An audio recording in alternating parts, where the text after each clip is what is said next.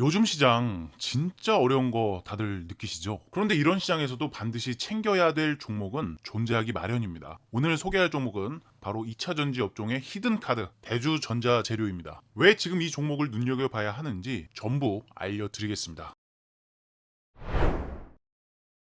자, 그럼 늘 하던 대로 오늘도 간단하게 시장 브리핑 먼저 체크하도록 하겠습니다. 전일 미국 증시는요, 도널드 트럼프 대통령이 금리 그리고 유가 인하에 대한 압박을 넣으면서 금리 인하 기대감이 커지면서 3대 지수가 모두 상승 마감을 했습니다. 다우 지수 같은 경우에는 0.92%, 나스닥은 0.22%, S&P 500은 0.53% 상승을 하면서 마감을 하였고요. 장 초반에는 생각보다 약한 흐름을 보여주었지만 트럼프 대통령이 인공지능과 암호화폐 관련 행정명령에 서명을 했다는 소식에 장 초반 약세를 보였던 기술주들이 장 막판에 반등을 하면서 나스닥도 양봉 전환으로 하면서 마감이 된 상황입니다. 또 오늘 아주 중요한 이벤트였죠. 빅 이벤트였는데요. 일본에서 금리 인상치가 예상치에 부합을 하면서 기준금리를 0.25% 인상 발표를 하였습니다. 우려했던 빅스텝 인상은 아니었고요. 이 정도면 뭐 어느 정도 선반영이 된 상황에서 불확실성의 완화로 봐야 되겠다 싶고요. 정말 다행스러운 발표로 나왔다고 생각합니다. 이제 기나긴 연휴를 앞둔 상황에서도 시장은 나름대로 동반 상승세를 보여주고 있고요.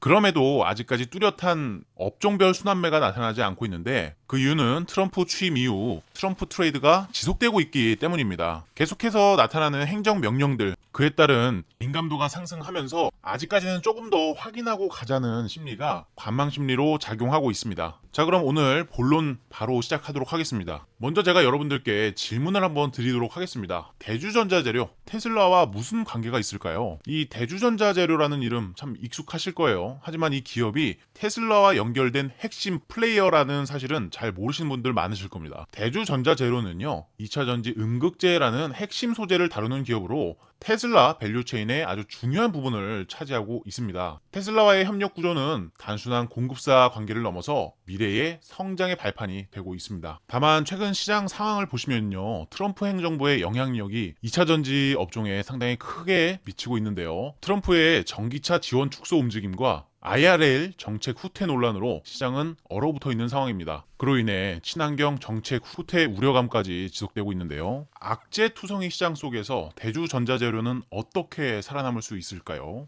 아니, 이 종목 정말 괜찮은 걸까요? 시장의 반응을 살펴보게 되면 초기에는 당연히 트럼프 행정부의 정책 변화로 인한 우려감이 동반되면서 악세를 보인 것은 사실입니다. 그러나 악재들은 선반영이 되었다라는 인식들이 유입되면서 대주전자재료가 최근에 강력한 거래 대금을 동반하면서 반등하는 흐름을 보여주고 있습니다. 더 이상 악재 가능성이 낮다라는 판단들이 유입되고 있다라는 거예요. 특히나 대주전자재료는요, 테슬라와 관련 기업이죠. 테슬라 수혜를 받을 가능성이 상당히 높은 상황입니다. 보조금 폐지로 인한 반사 이익을 예상해 볼 수가 있고요. 테슬라 밸류체인의 진입으로 계속해서 주목을 받고 있는 상황입니다. 물론 이렇게 오랫동안 하락했던 패턴을 전부 다 회복하긴 어려울 수 있어요. 그러나 중간 반등 정도까지는 충분히 열려 있잖아요. 최근까지의 악재보다 더 나빠질 가능성이 정말 어렵다라고 보고 있는 겁니다. 그래서 더 이상 떨어질 게 없다고 판단하기에 상승으로 전환을 했다라는 거고요. 최근에 거래 대금을 보시면은 1000억 이상 거래 대금이 2거래일 연속으로 발생하고 있습니다. 거기에 끊이지 않는 성장 가능성을 보유한 것 또한 대주전자 재료이죠.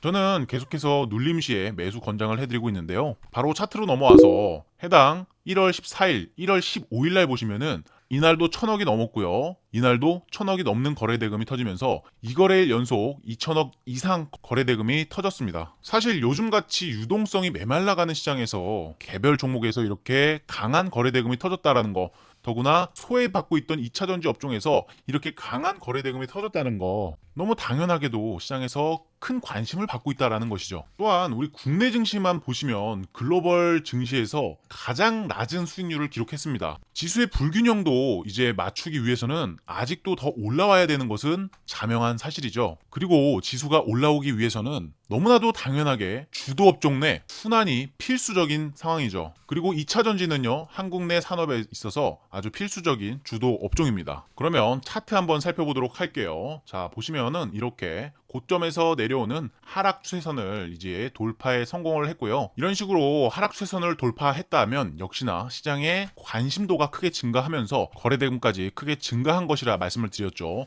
그렇다라면 해당 종목에 대한 대기 수요자들도 많이 늘어났다라는 것이 되고요. 또한 금방 전에 말씀드렸다시피 다시 한번 최고점까지 돌파를 하는 건 어려울 수 있습니다. 그러나 최소한 중간 반등까지는 어렵지 않게 올라올 가능성이 높다라고 보고 있기 때문에 현재로부터는 약 13만 원 언저리까지 기대 수익률 최소 25% 이상 나오고 있는 자리라는 것을 확실하게 말씀드릴 수 있을 것 같습니다. 물론 현재 기준에서 말씀드린 거지만 저 같은 경우에 아까도 말씀드렸다시피 눌림 구간을 확인하면서 접근을 해야 된다라고 말씀드리고 있습니다. 그러면 방금 전에 말씀드렸던 기대 수익률 25%보다 추가적으로 더 높은 기대 목표치를 가져갈 수가 있고요. 어느 구간에서 매수를 해야 가장 적절할지 그 부분이 가장 중요할 텐데요. 제가 지난 영상에서도 계속 설명을 드리지만 최소한 명확한 시그널을 2개 이상은 확보를 하고서 매수 타점을 잡아 나가는 것입니다. 그리고 최근 7일 전에도 3일 전에도 올려드렸던 하이젠 RNN이라든지 두산 에너빌리티라든지 요즘 올려드리는 종목들 폼이 아주 좋아요. 제가 어느 정도 탄력이 받고 있다라고 생각을 합니다. 그러니까 제가 올려드리는 종목들은 반드시 관심 가지고 체크해 나가시길 바라고요. 해당 대주전자 재료 어느 구간에서 매수하면 가장 합리적인 가격대인지 궁금하신 분들은 고정 댓글 통해서 자유 토론방 입장하시면 대주전자 재료 영상 보고 입장했다라고 남겨주시면 제가 방향성에 대한 브리핑 다 정리해놨으니까요. 해당 내용 보내드릴 수 있도록 하겠습니다. 오늘 영상도 끝까지 시청해주셔서 정말 감사드립니다.